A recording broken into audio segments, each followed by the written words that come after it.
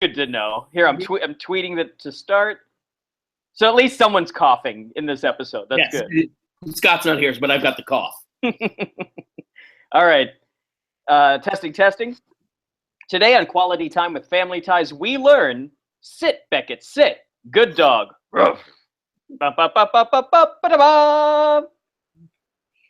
Here, Corey, you take it. Hey! We there? Yeah, we are. Hey, welcome to Quality Time with Family Ties. I'm your host, Scott Jones, and along with me, as always, is Paul Packler. How are you, Paul? I'm good, Scott. How are you doing? I'm great. Actually, Paul, I'm not Scott Jones. Scott's not with us today. It's Corey. Everyone not watching along, their minds are blown. That was such a great impersonation. Yeah. Scott, Scott's wife, Carrie, is a couple of weeks away from being due with their second child, daughter Maisie, who will be joining us soon. Sure. But Scott is taking care of his lovely bride today. So it's you, me, and what I did 14 years ago. This is Logan. Woo! Yeah.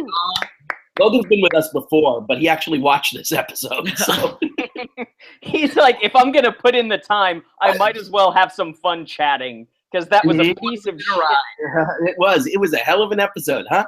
For those of you playing along with us at home, this was season 4, episode 9, Just One Look. And every time I say just one look, Paul, come on, do it. Just one look. No, give us the look. And I felt so. Oh. Okay. So that was the dumbest. That was, you know what? And I just wanted, let's get this out of the way. There was a time that Neil Simon was an amazing writer. And then in about 1976 or 77, he came out with a play called Star Spangled Girl.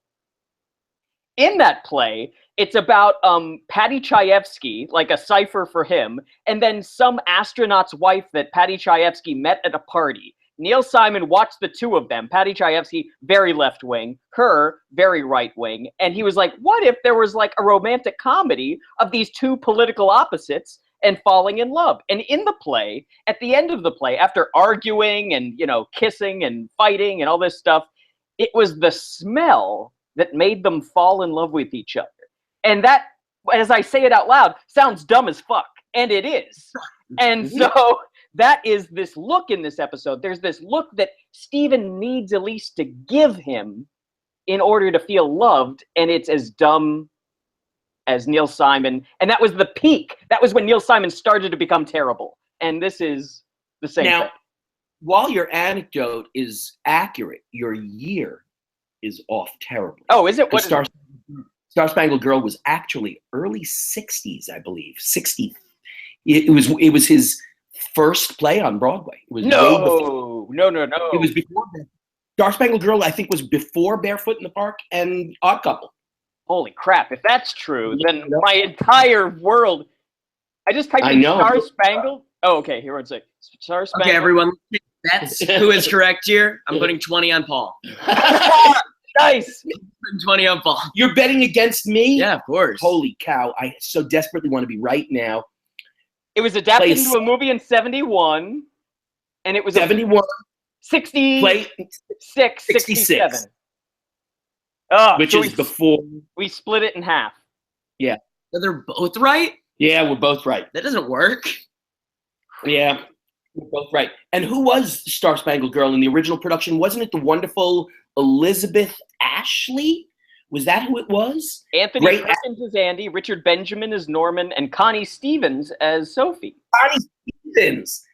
Connie Stevens was raped in a motel room about 3 minutes from the house that I grew up in. That's her claim to fame. Jesus Christ. Wow. So you put that in special skills, or you put that in film or TV? 2 weeks ago, we talked about, who is it that I saw in concert, and I said, oh, George Carlin. I said I saw him at the Westbury Music Fair. Well, when Connie Stevens was playing the Westbury Music Fair, all the stars used to stay at the only hotel near the Westbury Music Fair, which was a Howard Johnson's Motor Inn. Wow. And Connie Stevens was raped in the Howard Johnson's Motor Inn in Westbury, Long Island, right when she was performing at the Westbury Music Fair. Jesus. And the coincidence that she played opposite Anthony Perkins, who played a famous murderer, rapist in Psycho. Yes, exactly. Well, can we just kill this whole episode talking about Connie Stevens, Star Spangled Girl, and Anthony Perkins, and never approach this awfulness? That would be awesome. I would love that. Well, we start this awfulness in the kitchen. Mallory and Jennifer are performing in what appears to be the world's weakest B plot of all time. There's not even a plot here. I'll call it a B mention. It's a B mention. It's mentioned here at the top of Act 1, and it's mentioned again at the top of Act 2, and that's it. Mallory's on a diet. Yeah. And they have coffee cake with them, and they're picking out like the pecans and the raisins and the poppy seeds from the coffee cake. The healthy bit. Right. They're taking the healthy stuff out of the coffee cake and eating the carbs. Right. They're eating. It's a carb diet. The 80s were a wild time. It's true. They could just make themselves a bowl of spaghetti and get the same effect. Yeah. Yeah. Or just sugar. They could have just eaten sugar and been like, oh. I have Scott's cough, obviously. Yeah, Scott is represented in a multitude of ways. One of them being his cough has. Oh my God! Scott's cough is like Denzel Washington in Fallen, when it just whenever you die, the demon goes into the next person. So they're doing that, and thank God they get their orange juice joke right off the bat in this episode. And he just goes straight from the bottle in this one. Well, Mallory sets it up with, or Alex sets his own joke up about being so inconsiderate that there are other people eating that coffee cake. You have to be very considerate of other people when you live in a home and you're sharing food. And he goes right into the refrigerator, takes out the big Juggo OJ and gulps it. At this point in this episode, I would say this is the flag that we put down and say, orange juice is the 7th member of the family. It is. With that level of intimacy where he's like making out with the bottle of orange juice, I feel like it's familial, that relationship. I feel like the orange juice is higher than Andy, in all honesty. Absolutely. In this episode, it certainly is. Yeah. Like, OJ's been in more episodes than Andy, better actor. Well, don't say OJ's been in more episodes. It sounds terrible. Not Orenthal James. When like OJ could have been, because he was a star at that time. He could have been in those episodes. Yeah. Mm-hmm. And then Dad tells everybody that an old friend is coming to visit. It's very curious. He says Richie Schofield from college, Berkeley, 1963. And when he says to Elise, Richie Schofield, she responds with Richard Schofield. Oh, what's that look? Oh, she gives Richard Schofield, and it looks like someone has just put a vibrator up against her crotch. Every time she says Richard Schofield, it's like, and it's like, oh, Elise gets that little, Richie. I remember that little thing he used to do. Mm-hmm. And it's so, you know what? We can walk through the rest of the plot, but this is where the dumb already started with that coffee crap. But like, does Elise have a crush on him or not? The point of the episode as we follow it is that she doesn't, that it happened in the past, but when he first mentions it, she's like, yeah, like you're saying, she's having an orgasm as she hears his name. If she still had the crush on him, then Steven's jealousy would actually make sense. But she doesn't. And it's clearly in the past, so the whole episode has no legs to it. It doesn't stand up on its own. Yeah. This is as logic-free as like the movie, as the vacation movie. Yes. There's no logic to it. And it's really simple because they didn't, I'll say muck this episode up, and I'll also say they didn't bother writing the rest of the episode past this point. Right. They set up a general premise, and they've done this before recently, where they set up a premise, and then they forget to complicate that premise at all. It's just the premise the rest of the way. Yeah. I don't get it. I don't know how a show can be so successful and so half-assed at the same time. Well, we also said, look how earlier this season, here on season 4, they've been doing all of these episodes involving Alex's girlfriend, Ellen, and Mallory's boyfriend, Nick, and Jennifer's had a couple of boyfriends too. And they finally throw Steven and Elise a bone, and it's this impotent kind of thing that just sort of sits there and lets them look really bad. Yeah, it really does. And you know what? And ultimately, in the last scene of the thing, Meredith Baxter gives a great performance, which is then undercut by the writing. Yes. It's so, like, yeah, you can feel that the writer, or at least Gary David Goldberg's heart, isn't in the parents anymore. Mm-hmm. And of course, at the end of this first scene, Richard Schofield is now visiting, and they introduce him to their 3 children, Alex, Mallory, and Jennifer, and forget to mention that there's a 4th child who they really don't mention in this episode, except once he said that Andy was taking a long nap and that he might not be able to sleep that night. He clearly slept that night because there was no other mention of him. No.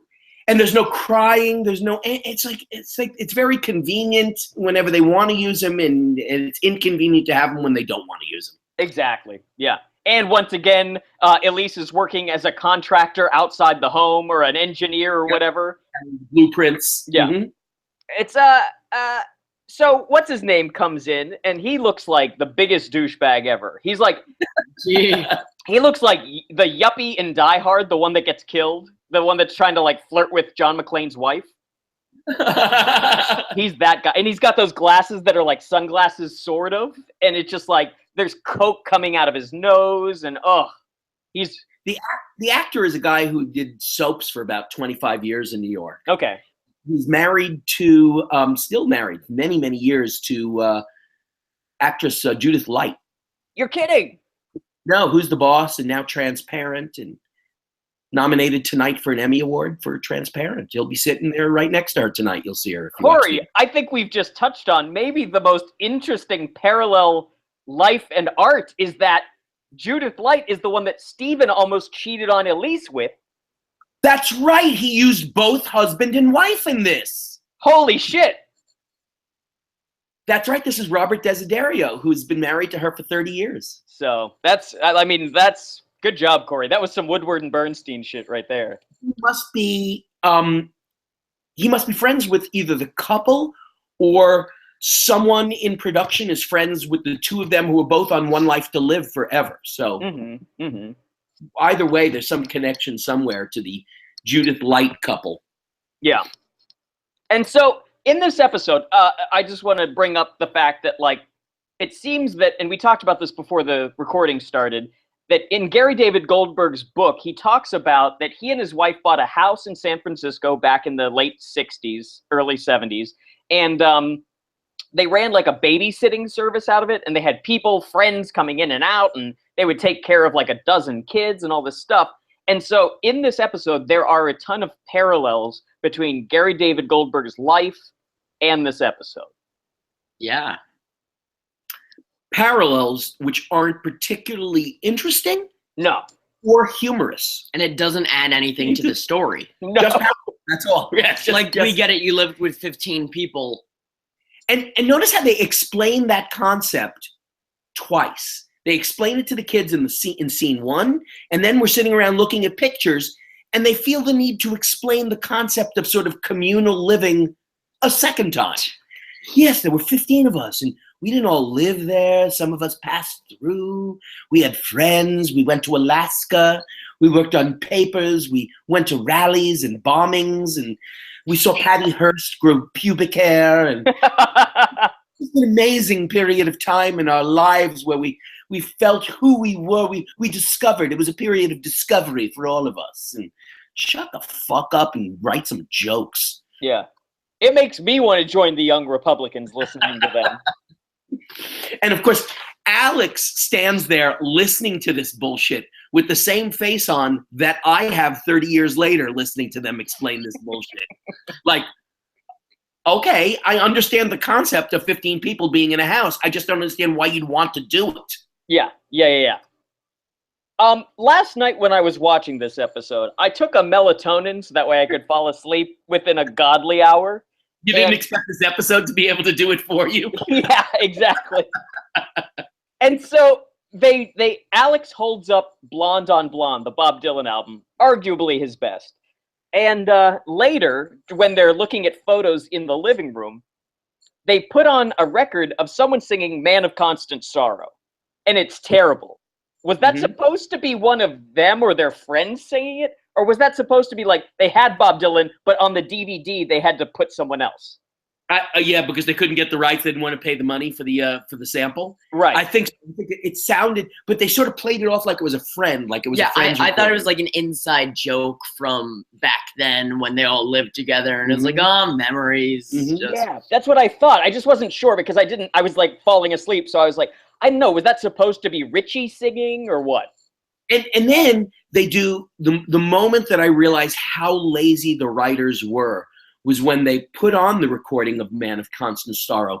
And the joke is that we pan across the screen at all of the children's faces very slowly. And to me, that's using a camera to get a laugh instead of writing a fucking joke. Write a joke, don't use the camera and do that slow burn. We know what the kids' faces are going to look like. It's not a surprise. They're all bored. So are we. Move on. Yeah. And it's right after we hear this that we get the nugget of information that we never knew or that we suspected was that Elise and Richard Schofield weren't just friends as part of the commune, but no, indeed. Stephen went to Alaska at one point to work on a paper, and Elise and Richie dated during that period of time, and Stephen has never known about it up until this very moment. Shoot me in the fucking head. Now, here's the thing about communal living.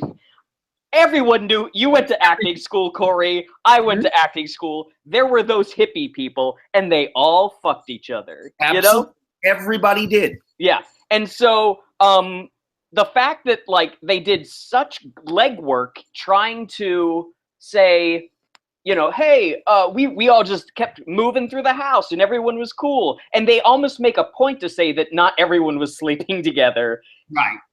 It should go without saying. Like, it should be like a thing of like, Elise, you had sex with Richie Schofield? Steven, you had sex with Richie Schofield. Exactly. Yeah. That's the joke they missed. We all had sex. What a whore Richie Schofield was. Right. That would be amazing. Yes. Yeah. But instead, no. We have an episode about the green-eyed monster of jealousy living deep inside of Stephen. That here's everything's been great for 22 years. And just because Richie Schofield is in the house and he found out about it, now he's jealous. Now, if I found out about something like that, I'll be honest with you. No, I can't say that. My son's sitting next to me. Forget it. I was going to say I feel like my son's sitting here. It would be different if my son wasn't here. No, I can't say it. I'm talking about his mother. I was going to say, Corey, can you do it in like pig Latin? So that way we can't understand. Like my ears. Now just drop this one and move on to the next scene. So now we're in their bedroom, in Stephen and Elise's bedroom late at night. And you can see what's going to happen, that there's awkward silence between Stephen and Elise, and that they're going to argue about Richie Schofield, that she should have told him. The thing that makes the most sense, that, by the way, any psychologist would tell you this, there's no point in telling him. Why would you tell him this? 22. The only time that she maybe should have told him, this is my only thing, not in the preceding 22 years, but sometime in the 22 seconds before Richie Schofield appeared in the house, maybe that would have been the moment for her to say, hey, I don't know if this ever came up in conversation, but did you know that Richie and I had a fling? Right. Then it was on the up and up while you were in Alaska, after you told me that we should see other people. Once again, this is the logic falling apart in this episode is, and we didn't say it in the opening scene, that Stephen announces that Richie is coming to visit, and he's coming to visit in 30 seconds. Right. It's just, like, could you imagine, Corey, if you were like, Susanna, by the way, Paul is coming over, and he's in a car right now. Spending a few nights with us, and and he's just taken his bag out of your car right now. So, Right. so set an extra seat at the table. Yeah. And it just, once again, it just goes to show the logic falling apart of like, if this was such a good friend of Steven, why did this not come up before when Steven and he had been friends for so long, or whatever? Why did Richie never mention this to Steven if they're so close? If Steven at the beginning of the episode thinks Richie is coming to visit him, not to visit them, as he does, why didn't Richie and Steven, if they're that close, shouldn't he have said, hey, that's crazy. I love your wife. She's great. Did you know that we had a little thing going while you were in Alaska? I would have said something. Yeah. I was dating a girl in New York once. And she was dull. She was a dull girl. She was very attractive, but she was dull. And I broke up with her after I realized, she's always going to be dull. But one of my best friends came over to me one day and he said to me, hey, you're not dating Mary anymore, are you? And I said, no, that's over. And he said, so I was just wondering, you wouldn't be upset with me if I went out with her, would you? And at that moment, I thought to myself, gosh, no, there's no way I'd be upset with you for going out with her. She's a nice girl. You're a friend of mine. Why shouldn't the two of you enjoy each other's company? If I'm not enjoying her company, go right ahead. And they did. And they saw each other for about 6 or 8 months. And then they broke up with each other. But, I thought that was a relatively nice way of asking somebody. Just didn't want to step on your toes. Right. All right. Sure, you're not stepping on my toes. Logan, go ahead. Logan, I'm sure you're early in your dating life, but does this in any way, do you have these experiences with friends where this is a sort of like a problem where someone dated someone for a couple weeks and now it's a thing, or? So in my day, and what's happening now is a bunch of my friends there's no one like particularly dating, but there's a bunch of just people like hooking up at parties. Okay. So like 2 people hook up at a party and then they hook up with another person and they're like, whoa, they're my hooking up with partner. Yeah. So this constant like, we locked lips, now I want to lock lips. It's the huge debacle. Do people ask permission though? Do you just go and no? That's very interesting. Like there was a party 2 weeks ago, and he lives right next to an open parking lot, and people just like dragged each other into the open parking lot and made out. Oh my God, that sounds like so high school. I love it.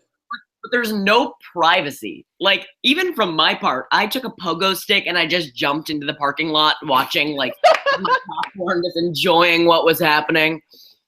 Oh, man. Watching everybody make out with each other. Oh, yeah. I'd much rather watch people, like, make a fool out of themselves and regret what they did than make poor decisions myself. Wow.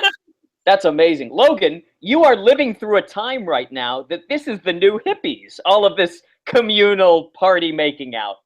Oh, and like they give each other like hickeys and like oh sure, they walk out and they're like, yeah, look at my hickey, dude. Were you ever what was the feeling about hickeys, Paul, when you were in college or high school?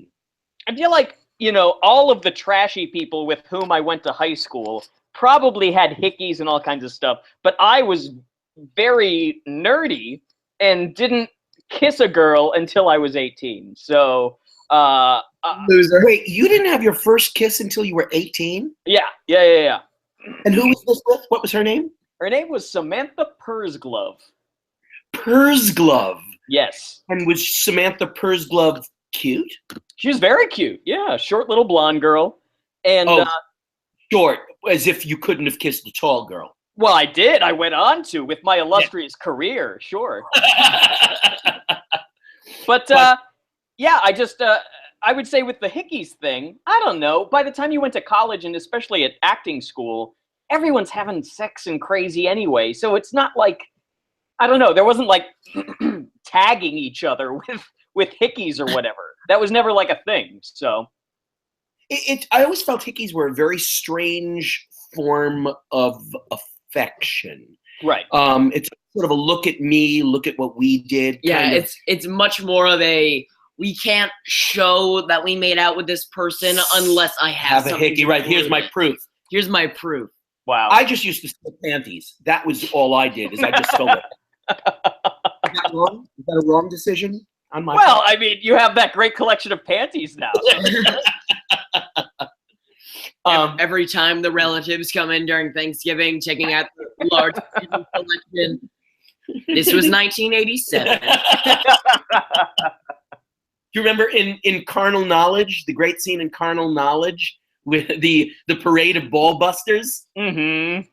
That I always think of is here's my litany of women down through the years. Oh man, good movie. So we're at the end of Act 1 where she won't tell him about, or there's no point in telling Stephen about her and Richard, and he's pissed off and he wants to go and sleep elsewhere. He wants to sleep in the den, but the den has been turned into Andrew's bedroom. Or he wants to sleep with why can't I'll sleep in Jennifer's room and she can bunk with Mallory? Oh, she's already bunking with Mallory because Richard is sleeping in Jennifer's room. Well, then, do we still have the cot up in the attic? Well, I'm just going to sleep up in the attic. Well, it turns out that Stephen actually slept. Was it standing up in the hallway? It was just in the hallway. Just in the hallway. Right. My favorite set that we never see in this episode. Absolutely. It's funny. There's a hallway in this house? Yes. We've only seen it maybe once or twice.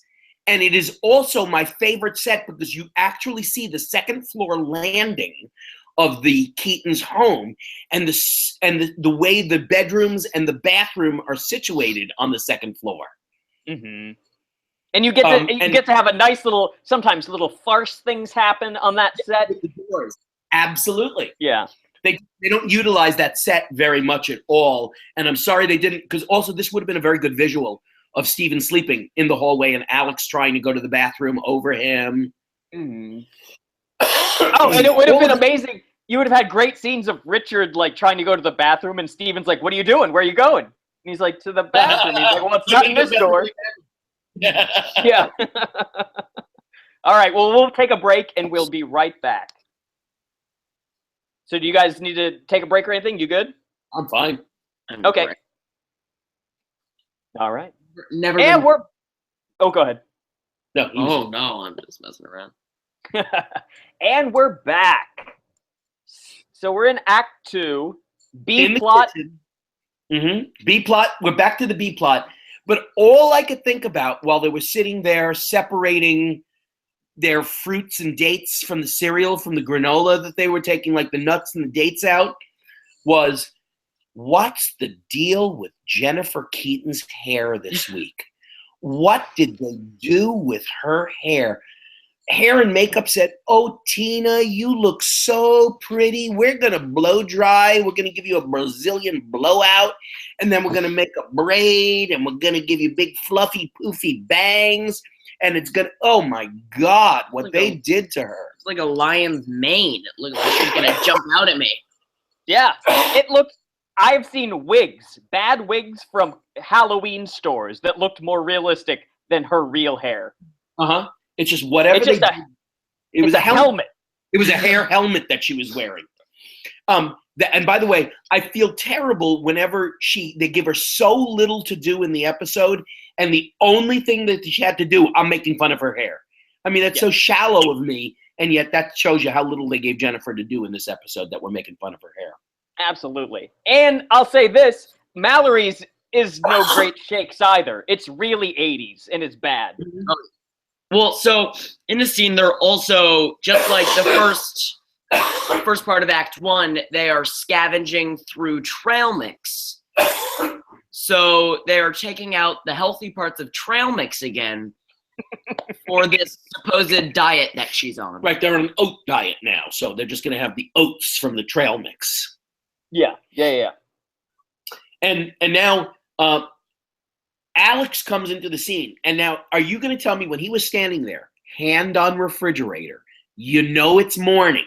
You know it's morning because they're talking about where Dad slept last night.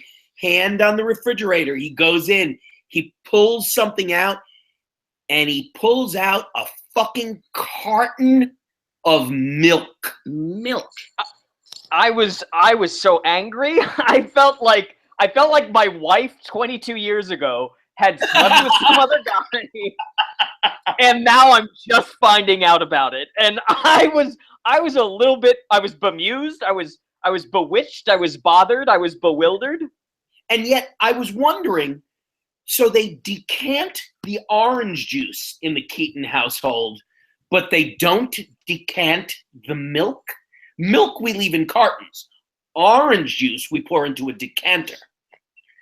And then they have the goddamn nerve to actually let us know that they were using the carton of milk as a joke all along. Because a second carton of milk comes out in Dad's hands now. And he gets to yell at them about the fact that they had 2 open cartons of milk in the refrigerator at the same time. And he's told them not to do that. And this is so stupid, this joke, and this like little diversion of a plot or discussion of this moment, that it has to be real. This has to be a thing that Gary David Goldberg had with his daughter. Yep. And that's so annoying. And then Steven is just incredibly jealous. And he refers to Richard as Captain Romance at this point. He's Captain Romance, and he discusses the title of the show. He talks about the fact that Elise immediately gave that look. Now, he calls it that look. I thought she was having an orgasm. So I guess that's what that look is. But right. That Elise was giving that look. And so he sort of gives an imitation of what that look looks like. And it appears to look like, as they say 3 times in the episode, like Daffy Duck. Yeah. I guess they're following the logic of Hitler when he said, the more you lie, the more people will believe it. Or the bigger the lie, the more people will believe it. Inasmuch as it looks nothing like Daffy Duck. Nothing like Daffy Duck. It's not in the least. Nope. Boy. And after that, we find out that Richard had left a note that he had gone out for a run, but he wants to take Steven and Elise out for dinner that night. So and then they were talking about the look, and Richie Schofield comes back in, and she gives the look. She gives the look. She can't help herself. Every time Richie is around, it drives her crazy, and she gives him the look. And we cut to the restaurant that I will now refer to as Not Guido's. Right. Is this the one that they went to the other time? I don't think so. This seemed more upscale, I think. I'm not sure. I know the other one was upscale too, but this seemed even more upscale, except for the 1985. I guess in 85, a salad bar was still upscale. Now, if you went to a restaurant and it had a salad bar, you'd be at the Golden Corral. You'd be at be a buffet steakhouse. Exactly, at the Ponderosa. It's at Steak and Sizzle. It would just be awful. So I'll give them that it was a sign of the times that a salad bar, nice restaurants did have salad bars in those days. And the person who seats them, and I thought was going to play a bigger role, their waiter/host was Principal Dr. Schulte. The guy that was like the Nixon of Harding High School is apparently fired and now working at a restaurant. So are he and Gary David Goldberg involved in some way? Does he dog sit Ubu? What's the deal with this man that Gary David Goldberg, what is he intent upon getting him his SAG insurance every year? I guess that would have to be it, right? Because I mean, this character has no lines unless they ran out of time and had to cut a scene where the waiter comes back. Right.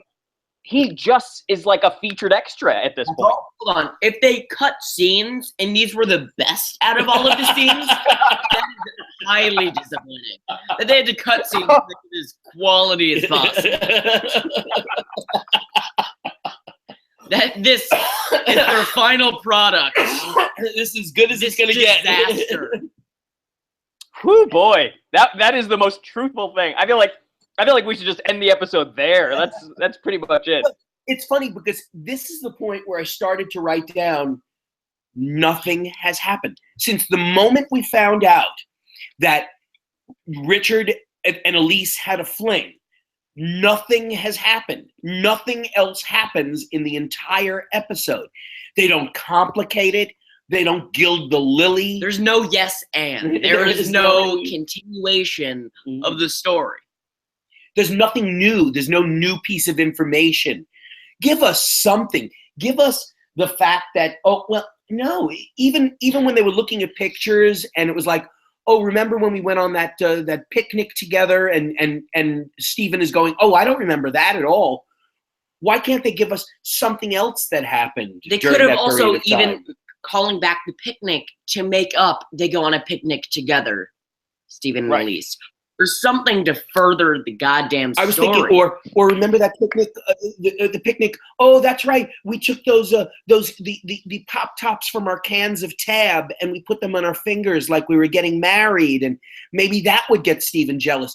What I'm saying is, build this in some way so that Elise is innocent, because Elise comes out of this smelling like a rose. She did nothing wrong. No. He comes out looking like an idiot because he's jealous over something that happened 22 years ago. Yeah. Right. Also, they never they bring up the fact that Richard is divorced for 12 years.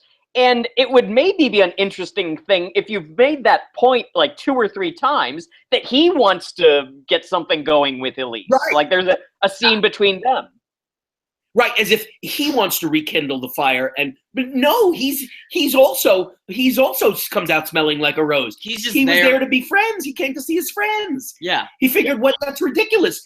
Certainly, Stephen has to know they have to have mentioned something in 22 years about this.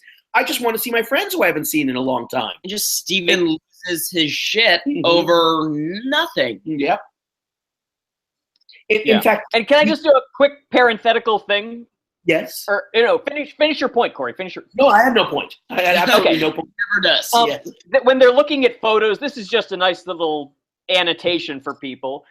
When they're looking at photos, Elise talks about a dog that she and Richard had named Beckett, and this is another little analogy or like callback to Gary David Goldberg's real life and the end of the show. Ubu is named after, their real dog Ubu was named after the play Ubu Roy by Alfred Jarry, who is this guy in the early 20th century that invented Dadaism and Surrealism and stuff like that. And so in the TV show, he's named Beckett after Samuel Beckett, who wrote Waiting for Godot and other absurdist things. So I don't know who Gary David Goldberg was writing that inside joke for, besides me, who hates this joke. But it's the dumbest thing ever. And all this on the week that Edward Albee dies. I know. I'm broken up about it. I know. What can I tell you? Yeah. I knew what your favorite play was, though, the minute that you I know. wrote. Some people were like, oh, what's your favorite play, Paul? Come on. And it's like, come on. Paul quotes it all the time. Come on. Come on. It's 3 tall women, idiots. I love Seascape. Okay. They turn into lizards in Seascape? I think so, yeah. That's one where they slowly turn into lizards. Yeah. So Stephen then leaves the dinner because he's infuriated, right? And cut to him at home, just sitting there on the table. And what I was wondering was, did he just make his wife or his friend pay for the dinner? Oh, shit! I never even thought of that. Did he just leave them with the check? He sort of kind of did. But Richie invited them out for dinner, so Richie would be picking up the tab. Still presumptuous. And Logan with the slam. Holy shit. I didn't even think of that. And how did Elise get home? Did he leave Elise at the restaurant to get home with Richard? Because that would go against every fucking thing that he has done this episode. Why? Right.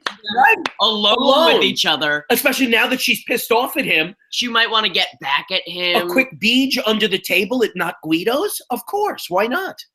Yeah. Now, here's the thing. Did they go in separate cars, or did he leave them to walk home? Oh, it could be walking distance from Not Guido's. Okay. I never even thought of that. Yeah. Because, the 3 of them, why wouldn't they go in the same car? So we have Steven sitting in the dark, and then Steven's talking to Alex. And then, of course, Alex tries to comfort his father and doesn't really succeed. And then Steven and Elise have their ultimate scene together where she announces that she was humiliated and his behavior was indefensible. And then he launches into a monologue about how passionately he's in love with her and how he just wants her and nothing else. Now, the only thing that worked for me was her reaction to this. That was one of the only lines. Her reaction, which was, all right, I'm listening. Mm-hmm. And I thought that was funny. I thought that was funny because all of a sudden, now he's playing his cards right.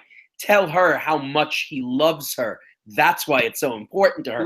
You're just so beautiful and funny and nice, and I'm just so passionate about you. I'm so lucky to have you in my life, and I can't think now I'm listening. Yeah, now I'm listening. Okay. That was the only cute moment, and then it continued to just go on of I've been jealous, and you have nothing to be jealous about. Oh, and is that when they bang on the kitchen counter? They're like, okay, now we're going to have some fun times, and let's go up to the bedroom. Hold up, Captain Romantic. Call back to the terrible joke. And now they're just banging on the kitchen table. And then Richie comes in, and he's like, oh, it's like the old days. Wow, Can I join in, Steven? Bend over. No, wait. I have a question. This has happened multiple times on this show where someone gets in trouble and does something embarrassing. We cut to back at the house or back at the apartment or wherever, and they're sitting in the dark, and someone turns on the light. Have you ever? I've embarrassed myself. I've gotten into arguments. I never go into a room by myself and stew about it in darkness. Never in darkness. I've always walked into the room and put the light up. I've stewed. I've left people in a room alone because I've been angry. I've gone to stew, but I usually choose to stew in light, not in darkness. You? Yeah, never. Logan, you? All the time. Oh, okay, all right. So there is a percentage. It's just not the majority. Some people do stew alone in the dark, then, obviously. Okay. All right. But boy, they're about to go at it on the kitchen table, and not a word about where Andrew is. Where Andrew is, where Richie is, where the family is. Okay, so Alex walks back to his room. Do you not think they'd hear like the creaking of the kitchen table, or them accidentally dropping a candle off the table, or something? Or the pecans and the oats flying from the dissected trail mix from earlier in the act? There's just so many problems in this episode that it feels like they didn't even do anything. This is a non-episode at a certain point. It is. I don't know. You have credits? Oh yeah, this is the part I always forget when Scott isn't here. That's why I figured I'd cue you by going, hey, you got credits? You got credits around? I'm looking. What are you guys doing today? Anything fun? We're going to go and see Mike and Dave Need Wedding Dates. What is that? Zac Efron and Adam Devine, and Hendrick and Aubrey Plaza. Aubrey Plaza. You know, nice. R-rated comedy. Cool. Mm-hmm. Dads and Sons, R-rated comedies. Oh, let me give you another.